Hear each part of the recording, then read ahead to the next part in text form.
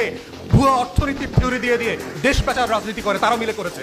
আওয়ামী লীগকে যারা যারা বিশ্বাস করে পুনর্বাসনের রাজনীতি করেছে তারা সবাই এই দেশে অভিশপ্তের শিকার হয়েছে, সবাই হয়েছে। জাতীয় পার্টির অবস্থা কি হয়েছে? পিজা আর কেকের টুকরার মতো 6-7 টুকরা হয়েছে, খুঁজে পাওয়া যায় না এখন এই টুকরাগুলো কোথায়। রাজনীতি নাই হয়ে গেছে বাংলাদেশে। তার তৃতীয়বার আওয়ামী লীগকে পুনর্বাসন করেছে জামাত। 94, 95, 96-তে একসাথে আন্দোলন করে বিএনপির বিরুদ্ধে 173 দিনের হরতাল, জ্বালাও পোড়াও, হেন কিছু নয় তা করে নাই। সেই জামাতকে আওয়ামী লীগ কি করছে? নাস্তানাবুদ করে দিয়েছে গত 16 বছরে। হাজার হাজার নেতা কর্মীকে গুম, খুন, হত্যা, নিপীড়ন, মিথ্যা মামলা, হেন কিছু নাই যা জামাত শিবিরের উপর করে নাই। চতুর্থবার আওয়ামী লীগকে পুনর্বাসন করেছে 111-এর সরকার।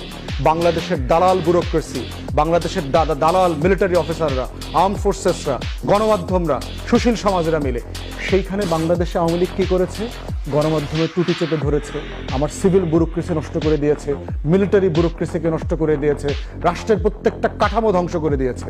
অতএব আওয়ামী লীগ হচ্ছে একটা অভিশপ্ত রক্তধারার নাম।